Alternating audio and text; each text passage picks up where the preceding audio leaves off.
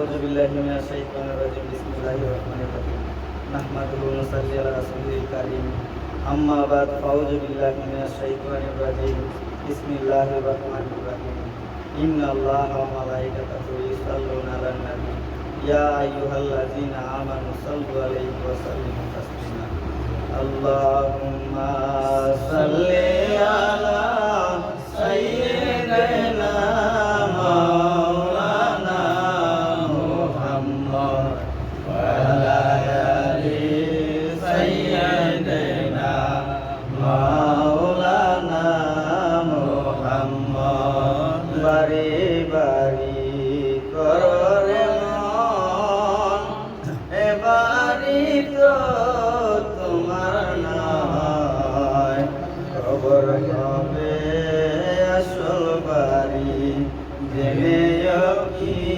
জানো না আল্লাহুম্মা সাল্লি আলা সাইয়্যিদিনা মাওলানা মুহাম্মদ ওয়া আলা আলি সাইয়্যিদিনা মাওলানা মুহাম্মদ যার লাগিয়া কান্দরে মন সে তো সোনার মদিনায় নবীর দুরূদ শুনেন নবী রওজা পাকে শুইয়া আল্লাহুম্মা সাল্লি আলা সাইয়্যিদিনা মাওলানা মুহাম্মদ ওয়া আলা আলি সাইয়্যিদিনা মাওলানা মুহাম্মদ হাসান শহীদ জহরকে হুসাইন শহীদ কারবালায় জয়নাল আবদিন হইল বন্দী জিদের জেলখানায় আল্লাহুম্মা সাল্লি আলা সাইয়্যিদিনা মাওলানা মুহাম্মদ ওয়া আলা আলি সাইয়্যিদিনা মাওলানা মুহাম্মদ নবী গো আপনার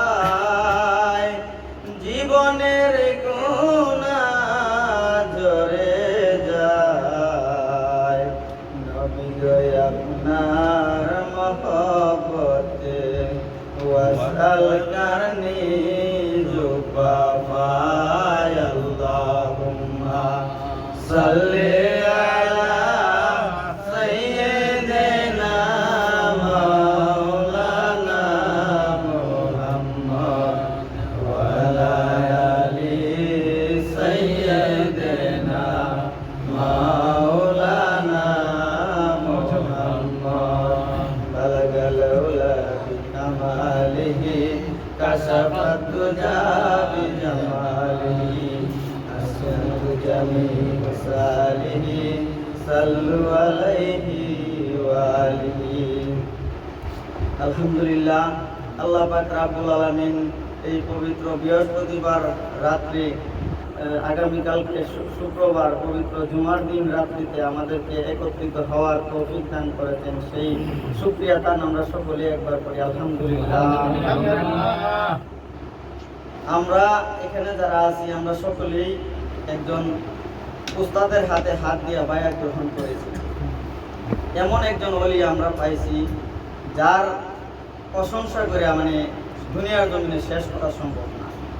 এই জন্য বায়াত কেন হইতে হইব, পীরের হাতে হাত কেন দিতে হবে, এই জন্য আল্লাহ পাক রব্বুল আলামিন পবিত্র কোরআনের মধ্যে ঘোষণা করে দিয়েছেন, কুল ইন কুনতুম তুহিব্বুনাল্লাহি ফাত্তাবিউনি ইউহিব্বুকুমুল্লাহ ওয়া ইয়াগফিরু লাকুম যুনুবাকুম ওয়াল্লাহু গাফুরুর রহিম।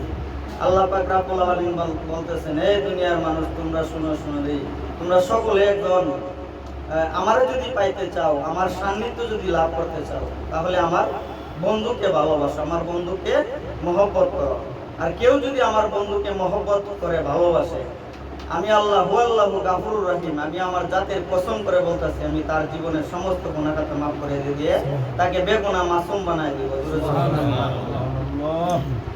এই জন্য আল্লাহ রাসূল সাল্লাল্লাহু আলাইহি ওয়াসাল্লামকে সাহাবী প্রশ্ন করলেন, ইয়া রাসূলুল্লাহ, ইয়া হাবিবাল্লাহ, আল্লাহ পাক রব্বুল আলামিন পবিত্র কোরআনের মধ্যে ঘোষণা করেছেন, আপনাকে পাইলে, আপনাকে মহব্বত করলে, আপনাকে ভালোবাসলে আল্লাহকে ভালোবাসা হয়ে যাবে, আপনাকে মহব্বত করলে আল্লাহকে মহব্বত করা হয়ে যাবে। আপনি যখন দুনিয়াতে থাকবেন না, ইয়া রাসূলুল্লাহ, ইয়া হাবিবাল্লাহ, কিভাবে পরবর্তী প্রজন্মের মানুষ কিভাবে আপনাকে পাইব?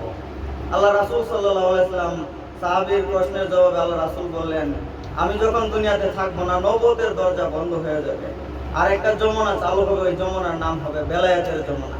এই বেলায়েতের যমুনায় বেলায়েতের নায়েবে নবী, নবীর ওয়ারিস, আল উলামায়ে ওয়ারাসাতুল আম্বিয়া, তাদের হাতে হাত দিয়া বায়াত গ্রহণ করে, শপথ বাক্য পাঠ করে একটা মানুষ যখন বায়াত গ্রহণ করবে, তখন সে আমি নবী, আমাকে পেয়ে যাবে, আর আমাকে পাওয়া হয়ে গেলে আমার আল্লাহকে পাওয়া হয়ে যাবে। এই জন্য একজন হক্কানি ওলির হাতে হাত দিয়া বায়াত গ্রহণ করতে হবে। আল্লাহ রাসূল সাল্লাল্লাহু আলাইহি ওয়াসাল্লাম হাদিস শরীফের মধ্যে ইরশাদ করেন, লা ইয়াসালুল ইলমুল বাতিন ইল্লা বিবহসিন ওয়া লা ইয়াসালুল ইলমুল বাতিন ইল্লা বিসহবতিন। আমি যখন দুনিয়া থেকে বিদায় হয়ে যাব, আমার পরে আর কোনো নবী আসবে না, নবুয়তের দরজা চিরদিনের জন্য বন্ধ হয়ে যাবে। আর যদি নবী হইতো বা নবী আসতো আমার পরে, তাহলে হযরত উমরই নবী হইতো। যেহেতু নবুয়তের যুগ নাই, নবুয়তের যমুনা বন্ধ, নবুয়তের দরজা চিরদিনের জন্য বন্ধ হয়ে যাবে। নবুয়তের দরজা বন্ধ হয়ে গেলে নবীর যুগে নবীর হাতে হাত দিয়ে মানুষ বায়াত গ্রহণ করতে, বায়াতের আসল গ্রহণ করে মুসলমান হয়েছে। কাফেররা আইসা মুসলমান হয়েছে, তারা নবীর হাতে বায়াত গ্রহণ করার পরে তারা মুসলমান হয়েছে। যারা নবীর হাতে হাত দেয় নাই, তারা কিন্তু মুসলমান হইতে পারেন নাই। তো আল্লাহ রাসূল বলছে, আমি যখন দুনিয়াতে থাকবো না, নবুয়তের দরজা যখন বন্ধ হয়ে যাবো, তাহলে কি পৃথিবীর মানুষ আর ইসলামে ঢুকবো না? ইসলামে ঢুকতে গেলে আরেকটা দরজা করবো, ওই দরজার নাম হবে বেলায়েতের দরজা। জোরে জোরে বল সুবহানাল্লাহ। এই জন্য একজন হক্কানি ওলির হাতে হাত দিয়া বায়াত গ্রহণ করতে হবে। আর আল্লাহ পাক রব্বুল আলামিন পবিত্র কোরআনের মধ্যে সূরা তাওবার 119 নম্বর আয়াতের মধ্যে ঘোষণা করে দিয়েছেন, ইয়া আইয়ুহাল্লাযিনা আমানুত্তাকুল্লাহ ওয়া কুনু মা'আস সাদিকিন, তোমরা সকলে একজন সাদিক লোকের সঙ্গী হয়ে যাও, সত্যবাদী লোকের সঙ্গী হয়ে যাও। এই জন্য একজন হক্কানি আল্লাহর ওলির হাতে হাত দিয়ে বায়াত গ্রহণ করতে হবে। যেমন অনেকে বলে যে আমি তো নামাজ পড়ি, রোজা রাখি, হজ করি, হজের তৌফিক যাদের আছে হজ করে, তা আমরা কেন পীরের হাতে হাত দিয়ে বায়াত গ্রহণ করব? এরকম অনেকে বলে। আল্লাহ পাক রব্বুল আলামিন ইয়া আইয়ুহাল্লাযিনা আমানুত্তাকুল্লাহ, ইত্তাকুল্লাহ দিয়ে আল্লাহ পাক রব্বুল আলামিন বুঝাইছে, তুমি নামাজ 5 ওয়াক্ত পড়বা, এটা হলো আল্লাহর, আমি আল্লাহর ভয়। রোজা রাখবা, এটা আমি আল্লাহর ভয়। হজ তৌফিক থাকলে হজ করবা, এটা আমি আল্লাহর ভয়। মা বাবার খেদমত করবা, এটা আমি আল্লাহর ভয়। এরপরে আল্লাহ পাক রব্বুল আলামিন বলেছেন, ওয়াকুনু মা'আস সাদিকিন, তোমরা সকলে একজন সাদিক লোকের সঙ্গী হয়ে যাও, সত্যবাদী লোকের সঙ্গী হয়ে থাকো। আবার বলছেন, ওয়াত্তাবি সাবিলা মান আনাবা ইলাইয়া, অর্থাৎ যে আমার দিকে রুজু হয়েছে তার দিকে তুমি রুজু হয়ে যাও। মোট কথা, যেমন আমাদের হুজুর কেবলা মাঝে মধ্যে একটা কথা বলেন যে হাত পাও নিয়ে জন্ম নিলেই ববে মানুষ কই না তারে, ববে মানুষ কয়জন হইতে পারে। হাত পাও নিয়ে জন্ম নিলে কিন্তু তারে মানুষ কোয়া যায় না। হাত পাও নিয়ে কিন্তু আবু জাহেলও জন্ম নিয়েছিল। হ্যাঁ, হাত পাও নিয়ে বিভিন্ন যে আসিল, এই যে কাফের বেদিনরা আসিল, তারাও কিন্তু হাত পাওয়া ছিল সাহাবীদের মতো। কিন্তু তারারে আল্লাহ রাসূল সাল্লাল্লাহু আলাইহি ওয়াসাল্লাম শতবার দিনের দাওয়াত দিয়েছে, কিন্তু তারা দাওয়াত গ্রহণ করে নাই। ঠিক বর্তমান যমুনা এরকম ওই যমুনার মতো আবু জাহেলের কিছু ইয়া আছে, তারা হক্কানি ওলিয়া উলিয়াকে বিশ্বাস করে না, হক্কানি ওলিয়া আউলিয়ারে কটাক্ষ করে, মানে কথাবার্তা বলে। কোরআনের মধ্যে আল্লাহ পাক রব্বুল আলামিন কইছে একজন হক্কানি ওলির হাত দিয়ে বায়াত গ্রহণ করার জন্য, মানে কোরআনে বলছে আল উলামায়ে ওয়ারাসাতুল আম্বিয়া, মানে একজন হক্কানি নায়েবে নবী, আলেম যে ব্যক্তি, তার হাতে হাত দিয়ে তার সঙ্গে সদা সর্বদা লেগে থাকো, 2-1 দিন গেলে হইতো না। কিন্তু জালালউদ্দিন সুয়ুতী রহমাতুল্লাহ তার কিতাবের মধ্যে উনি লিখেছেন, একটা মানুষ যদি একজন হক্কানি ওলির দরবারে গিয়া কিছুক্ষণ সময়, 1-2 মিনিট 1.5 মিনিট, মানে জালালউদ্দিন সুয়ুতী রহমাতুল্লাহ বলছে, এক জমানা সহবতে বা আউলিয়া বেহেতরাতে সালিয়া, মানে এক জমানা ধরে 1-2 মিনিট বা 3 মিনিট সময় বোঝাইছে এক জমানা। এই 1-1.5 মিনিট সময় যদি একজন হক্কানি অলির দরবারে কোনো ব্যক্তি যায় বসে, তার আলোচনা শুনে, তার সান্নিধ্যে বসে, জালালউদ্দিন সুয়ুতী রহমাতুল্লাহ আলাইহি বলছে 100 বছর নফল ইবাদত বন্দেগী করলে যে কবুল যদি হয়, এই কবুল হওয়ার যে সওয়াবটা আপনি পাইলেন, এই 1.5 মিনিট 2 মিনিট সময় অলির দরবারে বসার কারণে আপনি 100 বছর নফল কবুলিয়াত ইবাদত বন্দেগীর সওয়াব আল্লাহ পাক রব্বুল আলামিন আপনার আমলনামায় লিখে দিবে। জোরে জোরে কথা সুবহানাল্লাহ। এই জন্য একজন ওলির হাতে হাত দিয়ে বায়াত গ্রহণ করতে হবে। আর বায়াত গ্রহণ কারা করেন?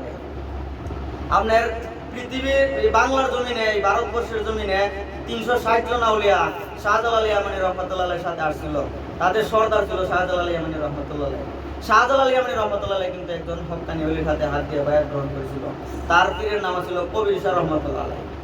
হ্যাঁ, বাংলার জমিনে বুখারী শরীফ, আমরা যারা বাংলাতে অনেকে বুখারী শরীফ আছে বাংলা পড়ে, এই বুখারী শরীফ বাংলাতে তরজমা করছে আল্লামা শামসুল হক ফরিদপুরি রহমাতুল্লাহ আলাইহি। তৎকালীন জমানা তার চেয়ে বড় আলেম কেউ ছিল না। এই শামসুল হক ফরিদপুরি রহমাতুল্লাহ আলাইহি একজন ওলির হাতে হাত দিয়ে বায়াত গ্রহণ করেছিল। তার পীরের নাম ছিল আশরাফ আলী থানভী রহমাতুল্লাহ আলাইহি।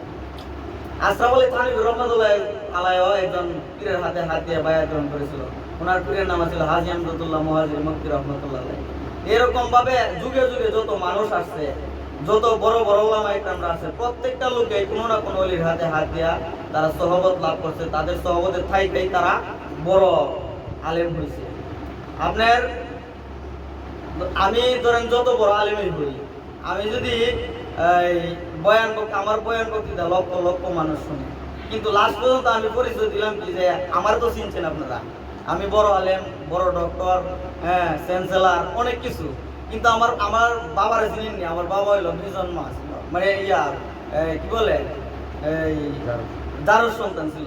আপনার সম্মানটা আর কি রইল? এরকম ভাবে কিছু আপনি যত শিক্ষিত হন, যত জ্ঞানী হন, আল্লাহ রাসূল সাল্লাল্লাহু আলাইহি ওয়াসাল্লামের শিক্ষিত, আল্লাহ রাসূলের মতো শিক্ষিত কেউ পৃথিবীর জমিনে আজ পর্যন্ত হইতে পারে না, আর কোথাও হইতে পারবেও না।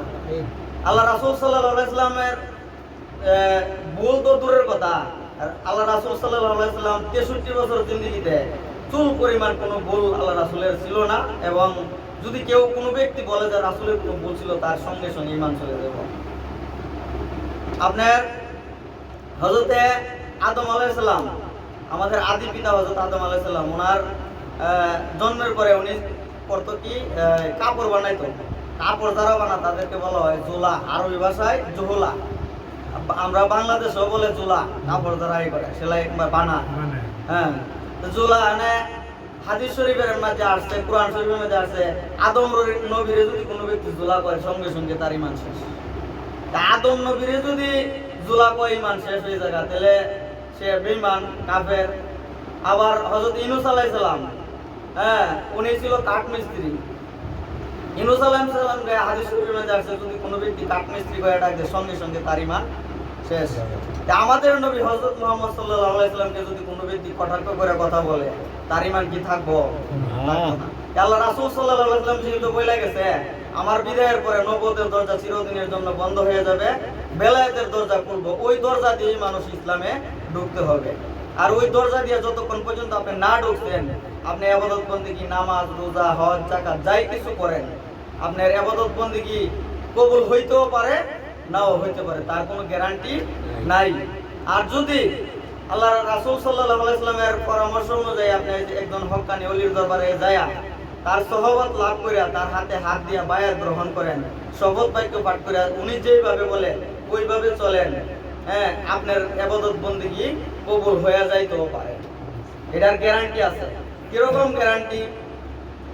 আল্লাহ রাসূল সাল্লাল্লাহু আলাইহি সাল্লাম হাতে হাত দিয়ে যারা বায়াত গ্রহণ করছেন, তারা একদিন কিছু লোক আইসা বলতেছে, ইয়া রাসূলুল্লাহ, আপনার কথাবার্তা সবকিছু ভালো লাগে, কিন্তু আমরা তো নেশা করি, নেশাগ্রস্ত, আমরা মদ খাই, বিভিন্ন নেশা করি, নেশা করলে আপনি আমাদেরকে বায়াত করবেন কিনা?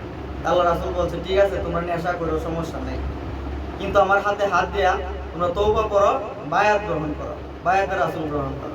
তো তারা বায়াত গ্রহণ করছে। বায়াত গ্রহণ করার পরে তাদেরকে আল্লাহ রাসূল একটা বলছে, মদ, গাঁজা, নেশা যাই তোমরা খাও, একটা কাজ করতে পারি, নামাজ তোমাদের পড়া লাগবে না, কোনো কিছু করা লাগবে না, হাঁটতে চলতে ফিরতে টুপি তারা ওযু তারা আন্দাজে অনুমানে লা ইলাহা ইল্লাল্লাহ, কলেমা লা ইলাহা ইল্লাল্লাহ জিকিরটা করতে পারি।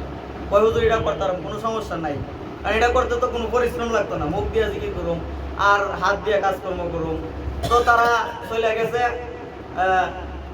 জিকির আজকার করতেছে, হাঁটতে চলতে ফিরতে তারা কলেমা লা ইলাহা, শুধু কলেমা লা ইলাহা ইল্লাল্লাহ, আর কোনো জিকির করে না, কলেমা লা ইলাহা ইল্লাল্লাহ আর জিকির করতেছে। করতে করতে করতে করতে কিছুদিন যখন গেছে, তাদের মনের ভিতরে একটা পরিবর্তন আইছে যে যেই মুখ দিয়ে আল্লাহ পাকের নাম লই, যেই মুখ দিয়ে আল্লাহর জিকির করি, এই মুখ দিয়ে আবার কিভাবে মদ খাই, নেশা করি, এটা তো আসলে ঠিক না। আল্লাহর নামের যেই মুখ জিকির যেই মুখ দিয়ে করি, এই মুখ দিয়ে নেশা করা ঠিক না। তো তারা করছে কি, আবার রাসূলের দরবারে গেছে, গিয়া কইতেছে, ইয়া রাসূলুল্লাহ, ইয়া হাবিবাল্লাহ, আমরা তো এতদিন মদ গাঁজা নেশা খাইছি, অনেক কিছু খাইছি, জিকিরও করি ভালোই লাগে, কিন্তু এখন আর নেশা করতে ভালো লাগে না, নেশা করতে মন চায় না। আল্লাহ রাসূল সাল্লাল্লাহু আলাইহি ওয়াসাল্লাম বলছে, ঠিক আছে নেশা করো না, জিকির চালায় দাও। তখনও বলে নাই যে ঠিক আছে নেশা তো করতো না, নামাজ শুরু করে দাও, তখনও বলে নাই, জিকির চালায় দাও। তো তারা আবার চলে গেছে, আবার যখন জিকির কিছুদিন করছে, জিকির করতে করতে করতে করতে আবার তাদের মনের ভিতরে আবার একটা পরিবর্তন আছে যে যেই মুখ দিয়ে আল্লাহর নামের জিকির করি, নামাজটা পড়লে আর সমস্যা কি, অসুবিধা কি, চলো রাসূলের দরবারে যাই। রাসূলের দরবারে যাই বলতেছে যে, ইয়া রাসূলুল্লাহ, ইয়া হাবিবাল্লাহ, আমরা তো জিকির করি ভালোই লাগে, তাহলে নামাজটা পড়লে মনে আরো ভালো হইতো, তাহলে আমাদেরকে নামাজটা একটু শিখাই দেন। আল্লাহ রাসূল বলছে, ঠিক আছে আসো, ওযু করো, ওযু করে তাদেরকে নামাজ শিক্ষা দিয়ে দিছে। এই হলো আস্তে আস্তে মানুষ লাইনে চলে আসছে। ঠিক তেমনি ভাবে আমাদের মানিকগঞ্জ দরবারে আমাদের শায়েখ ও মুর্শিদ প্রথমে গেলে আপনাকে নামাজের কথা বলবো না, প্রথম গেলে আপনাকে একটা সবক দিয়ে দিব, বায়াত গ্রহণ করার পরে আপনাকে সবক দিয়ে দিব, সকাল সন্ধ্যা একটা সবক করবেন। আর একটা কথা বলে দিব, সৎ পথে চলবেন, সত্যি কথা বলবেন, হকালাল খাইবেন, কেউ কোনো ক্ষতি করবেন না। এই চারটা কথা স্মরণ রাখবেন। আর সুবহানাল্লাহ 100, আলহামদুলিল্লাহ 100, আল্লাহু আকবার 100, এই চারটা কথা আপনি বৈশা পারেন, বৈশা না পারেন, হাঁটতে চলতে ফিরতে, উজু ছাড়া টুপি ছাড়া আন্দাজ অনুমানে করেন।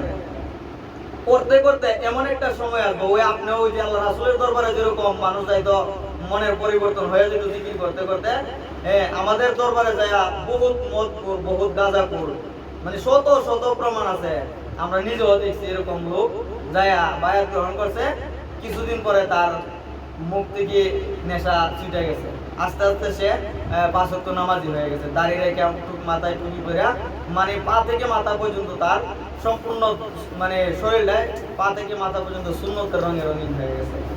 এই জন্য একজন উস্তাদ, আপনি যে কোনো কাজ শিখতে যান, উস্তাদ ছাড়া কেউ কোনো কাজ শিখতে পারে না। যে কোনো কাজ আপনি সবচেয়ে নিকৃষ্ট ছোট কাজ, ধরেন রিক্সা চালানো, 3 চাকার গাড়ি, এটা কাইতেও পড়তো না, আপনি ফাড়া দিলে এটা ঘুরবো।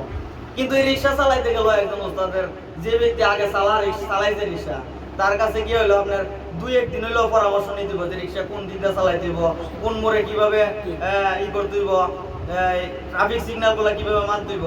এটা রিক্সা চালানি যদি আপনি শিখতে যান, একজন উস্তাদের হাতে হাত দেওয়া লাগবে, উস্তাদের শরণাপন্ন হওয়া লাগবে। ঠিক তেমনি ভাবে আল্লাহ রাসূল পাইতে গেলে একজন উস্তাদের হাতে হাত দেওয়া লাগবে।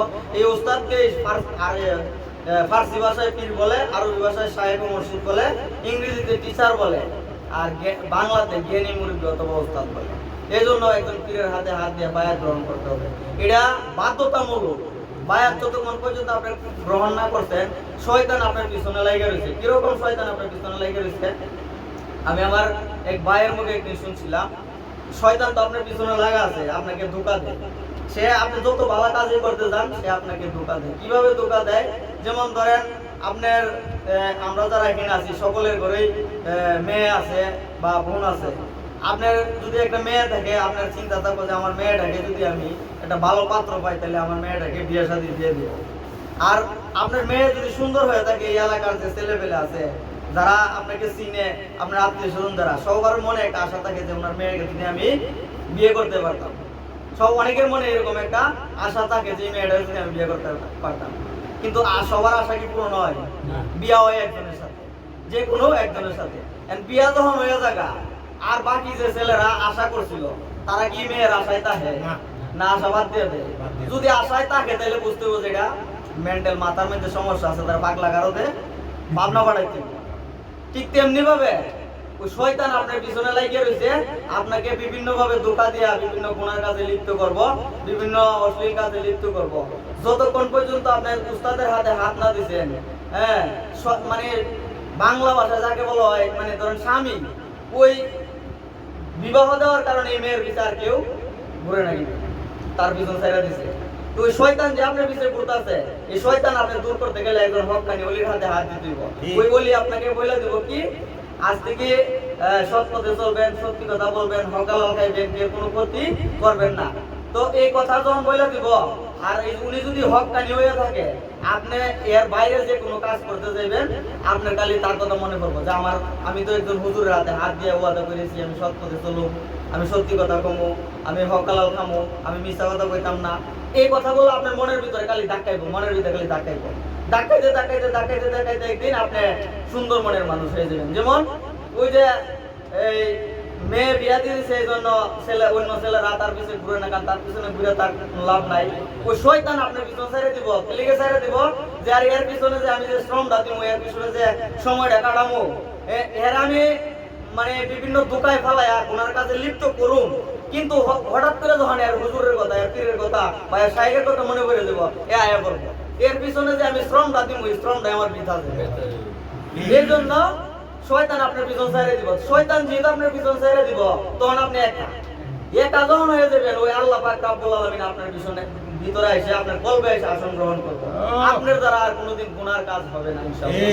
এই জন্য একজন হক্কানি ওলির হাতে হাত দিয়ে বায়াত গ্রহণ করে দেব। এই জন্য আমরা এই যে এখানে যারা আছি প্রত্যেকটা লোক, আমরা কিন্তু সাধারণ মানুষ, আমাদের কোনো এলেম কালাম নাই, কোনো কিছু নাই, কিন্তু একজন মানুষের দেখলে আপনি মনে হবে যে বড় বড় মাওলানা পাগড়ি জুব্বা পরে যদি রাস্তায় বাইর, কেউ কইতে পারবো না যে আমাদের জাহাঙ্গীর ভাই। ওনারা যদি কেউ দেখে যে বলবো যে কোনো মাদ্রাসার মুহাদ্দিস, মুহতামিম বা বড় আলেম পাবো, কিন্তু আসলে কিন্তু আমাদের মতো সাধারণ মানুষ, তেমন কোনো এলেম কালাম নাই। আমরাও তো এরকম সাধারণ মানুষ, কিন্তু আমরাও যদি কোথাও জুব্বা পরে যাই, আমি এক জায়গায় গেছিলাম, আমার এটা ইমামত খারাপ হয়ে গেছে। এরকম আমাদের বহুত কি পায়রা আছে কি আছে না, মসজিদে ঢুকলে হুজুর আইছেন, আপনি বড় আলেম মনে হয় আপনার ইমামতি ঢোয়াই দেয়। মানিকগঞ্জ দরবার শরীফে বায়াত করে হয়ে আজ পর্যন্ত যত লোক বায়াত গ্রহণ করছে, একটা লোক আপনার মানে আমার শাইখের হাতে হাত দিয়া যে শ্রমটা দিছে, এই যে জিকিরটা করছে, আমরা যে জিকিরটা করি একটা শ্রম, এই শ্রমটা যারা দিছে, কেউ শ্রম বিফলে যায় নাই, সবাই সফল। এবং প্রত্যেকটা লোক যাদের মানে প্রত্যেকটা লোকের জীবন অন্ধকার ছিল। আমি নিজে আমার জীবন একটা অন্ধকারাচ্ছন্ন জীবন ছিল, কিন্তু আমার শাইখের হাতে হাত দিয়া, আমার মুর্শিদের হাতে হাত দিয়ে আমি আমার জীবনটা মানে সুন্দর করার চেষ্টা করতেছি। জানি না পারবো কিনা, তবে চেষ্টা করে যাবো যতদিন বাইচে থাকি। এই জন্য একজন পীরের হাতে হাত দিয়া বায়াত গ্রহণ করতে হবে। আশরাফ আলী থানভী রহমাতুল্লাহ আলাইহির দরবারে এক লোক দেয়া বলতেছে যে হুজুর, আমি তো হাদিস জানি, কোরআন জানি, আমি কেন বায়াত হবো? আমার তো বায়াত হওয়ার কোনো দরকার নাই।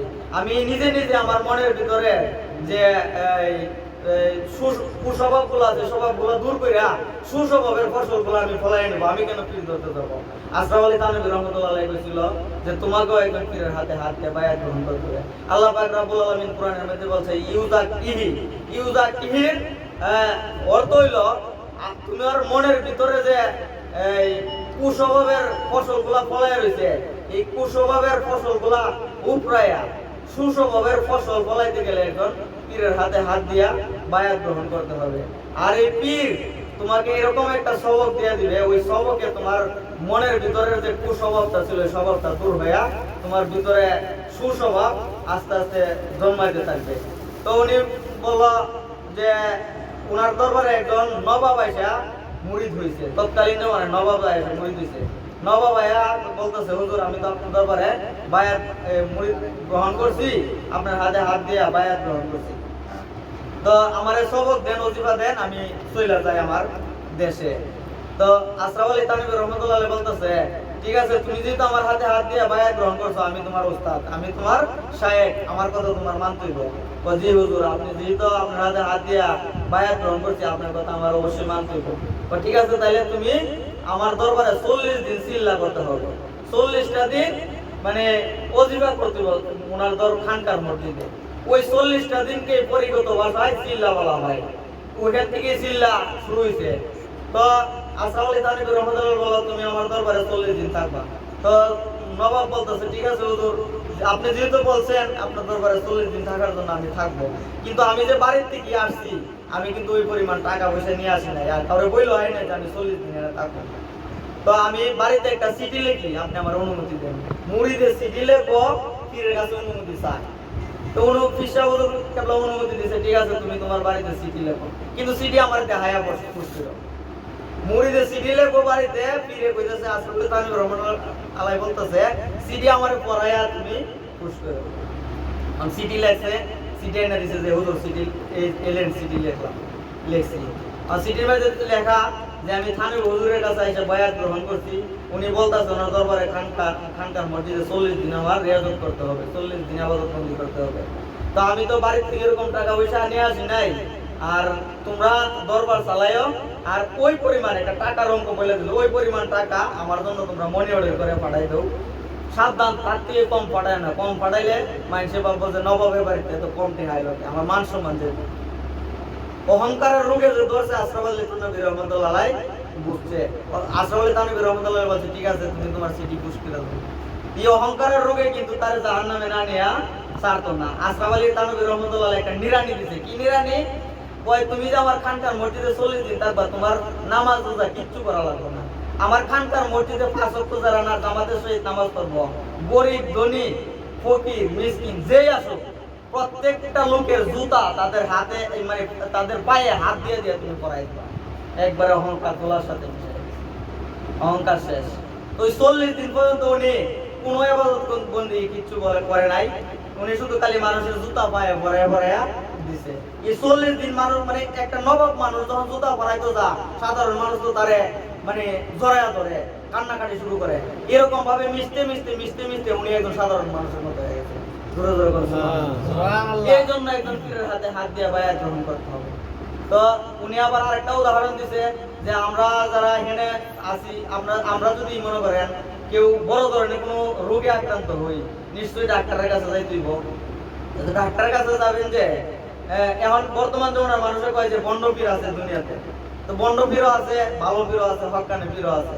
আবার ডাক্তারের মধ্যে বন্ড ডাক্তার আছে, সার্টিফিকেট নাই, কিছু নাই, ডাক্তারের নাম দিয়া ভুয়া সার্টিফিকেট দিয়া ডাক্তার হয়ে গেছে। এরকম বহুত ডাক্তার বাংলাদেশে আছে। তা আপনি যে ডাক্তার দেখাইবেন, কোন ডাক্তারের কাছে যাবেন? হাতুড়ি ডাক্তার নাকি সার্টিফিকেট প্রাপ্ত ডাক্তার? অবশ্যই সার্টিফিকেট প্রাপ্ত ডাক্তারের কাছে যাবেন, কারণ আমি তো সাধারণ মানুষ। মানে উনি কি সার্টিফিকেট পায় ডাক্তার হয়েছে, না সার্টিফিকেট ভুয়া সার্টিফিকেট দিয়ে ডাক্তার হয়েছে? এটা আমি বুঝুক, আমার পক্ষে বোঝা জীবনে সম্ভব না। এখন উনি বললো যে ডাক্তার ভালো না মন্দ এটা তোমার দেখার দরকার নাই, তুমি দেহ কোন ডাক্তারের চিকিৎসা রোগী ভালো হয় তার কাছে যায় তুমি চিকিৎসা নাও, আল্লাহ তোমার ভালো করে দিতে। সুবহানাল্লাহ। এই জন্য তুমি যে পীরের হাতে হাত দিয়ে বায়াত গ্রহণ করবা, ওই যেমনি করে ডাক্তার দোষ যে ডাক্তারের চিকিৎসায় রোগী ভালো হয় তার কাছে যায় চিকিৎসা নিছো, ঠিক তেমনি করে কোন পীর বন্ড, কোন পীর খারাপ, কোন পীর খেলাফত প্রাপ্ত না, এটা তোমার দেখার দরকার নাই। তুমি শুধু দেখো কোন পীরের হাতে হাত দিয়া মুরিদানের আমল পরিবর্তন হয়ে যায়, তার কাছে যায় তুমি বায়াত গ্রহণ করো। এই জন্য একজন হক্কানি ওলির হাতে হাত দিয়া বায়াত গ্রহণ করতে হবে। তো উনি আবার একটা সংজ্ঞা দিয়ে দিছে কি, যে একজন সবাই যে পীরের হাতে হাত দিয়ে ভালো হয়ে যাবো তা কিন্তু না। আপনার আল্লাহ রাসূলের কাছে যাই ওই বহুত কাফেররা রাসূলের কাছে সোহাল বিয়াল গেছে, প্রত্যেক দিন রাসূলের কাছে গেছে, কিন্তু ইসলাম গ্রহণ করে নাই। তেমনি ভাবে পীরের হাতে হাত দিয়ে তো সব মানুষ ভালো হয়ে যাবো তা কিন্তু না। কেননা কারণ এমন লোক আছে পীরের হাতে হাত দিয়ে এর বিটলামি আরো বাড়ে, তো আমার ওই পীরে বদনাম হয়। এই জন্য উনি একটা সংজ্ঞা দিয়ে দিয়েছে, তাফসীরের মধ্যে আসছে। এই বয়ান কিন্তু এটা আমার বয়ান না, অলিপুরের হুজুর বয়ান, ইউটিউবে আছে, আপনি শুনে দিতেন। তো তাফসীরে কি আসছে, উনি বলছে 100 লোক যদি বায়াত গ্রহণ করে, 100 লোকের মধ্যে 50 জন লোক যদি ভালো লাইনে আসে, মানে আমলের পরিবর্তন আসে, তার কাছে যায় তুমি নিঃসন্দেহে বায়াত গ্রহণ করতে পারো। এই জন্য একজন হক্কানি ওলির হাতে হাত দিয়ে বায়াত গ্রহণ করতে হবে। যাক, যতটুকু আলোচনা হয়েছে, যাই হয়েছে, আল্লাহ পাক রব্বুল আলামিন যেন গ্রহণ করে নেয় বা কি করে নেয়, কবুল করে নেয়, সকলেই বলেন আমিন। তো আমরা এখন জিকির করবো। আসি রেকর্ডটা কত হয়েছে?